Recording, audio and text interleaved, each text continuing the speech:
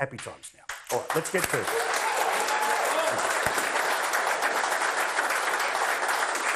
Let's celebrate Renmark. Okay, that's why we're here. Thanks to the wonderful people of Harvey Norman. Let's celebrate this beautiful part of regional South Australia. Again, I'll repeat it, I'll say it 1,000 times. They're open for business, and when you get here, there's plenty of businesses that will make your day.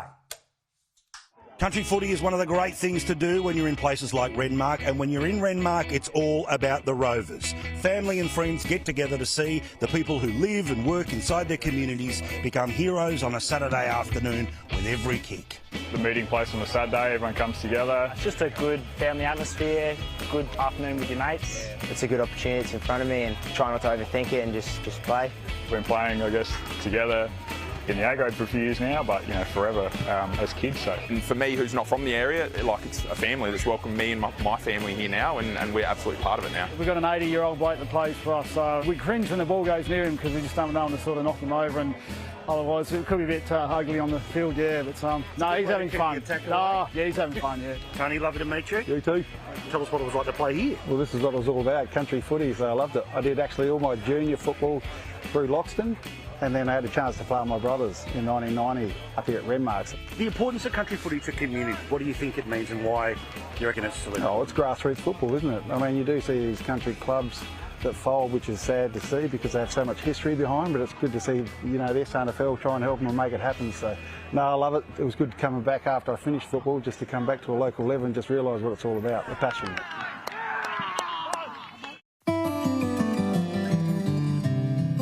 And after a spectacular afternoon at the footy, it's time to cruise the River Murray. Rob and Jerna from River Murray Houseboats are our hosts. This is their houseboat. This is one of the great natural wonders of the country, let alone South Australia, and this is heaven.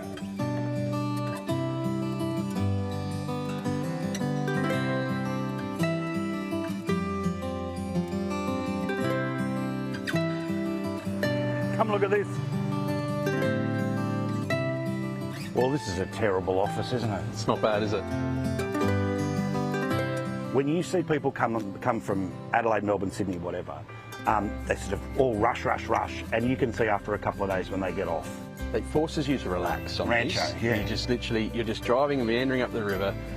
There's actually nothing to do other than just sit back and take it in. So it forces people to relax. That sounds like an instruction, Captain.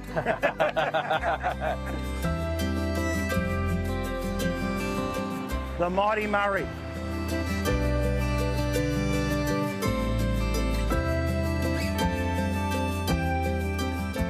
Hold my calls. I'm really busy. Wow.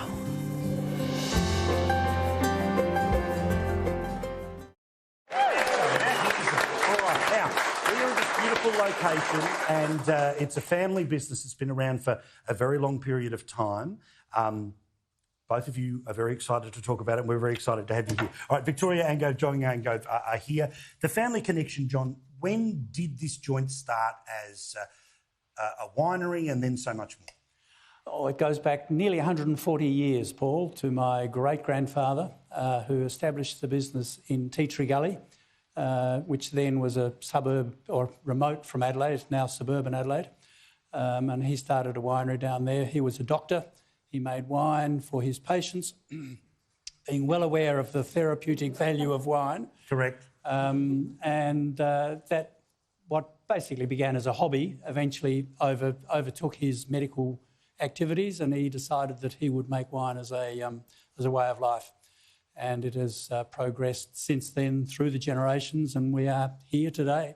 And now it's a place that has got several businesses attached to it, lots of different things. But where is it in 2024 compared to where it started? Oh, we've had an incredible journey, Paul, and I think the best is still to come, to tell you the truth. So I'm a part of the 5th generation. My brother and I are involved in the business, and our sister Sophie as well is involved in the viticulture side, which is pretty exciting. So to get to 5 generations, I think, is pretty momentous. And right now we are Australia's leading organic grape grower and winemaker. We also are incredibly lucky that we have the St Agnes distillery. So that was initially we started distilling here in Renmark in about 1910. And then St Agnes Brandy, which is Australia's leading brandy, started in 1925. So next year we'll be celebrating a centenary of the St Agnes And I distillery. can confirm its quality. Mention my name, as I always say. It's and I didn't force it on you, I'm No, sure. not at all. No, you're lovely. But can we find the great... I want a bit of history here, all right? That, of course, what was the year and how did cask wine become the option? Because this literally is Absolutely. the OG, the first ever cask of wine, a gallon of wine. Who came up with it? So my grandfather, Dad's dad, Tom, was a really frustrated engineer and was constantly inventing and very innovative. And I still remember going to his house. It was always an adventure as to what you would find. And he came up with this concept of putting a bag in a box. And there was a lot of convenience to attach with this, and it's gone on, obviously, to be globally a very mainstream way of delivering wine to consumers, and often really great value way of getting wine and having wine that doesn't go off. Bloody oath, I was going to say, congratulations to the family. From this to Mighty Exos and a whole bunch of a very diverse business. Glorious stuff. Thank you for having us here tonight. I really do appreciate it. Such a pleasure. I remember when Dad brought that home as a prototype when I was about 14 or 15 years old. And I remember saying to Dad, that will never sell. Who is going to buy wine in a plastic bag inside a cardboard box? And Australia Forget it. Us! and so we don't listen to Dad about marketing anymore. Yeah, fair enough. So... Good stuff. Thank you, guys. I really appreciate it. Great examples of people who love Renmark and have a business that can change the country. All right, quick break. Back with more, plenty more to talk about. This place is phenomenal in terms of its tourism, its business, its people, its commitment to taking care of each other. We'll celebrate all of that in a moment's time here on Paul Murray Live. Thank you.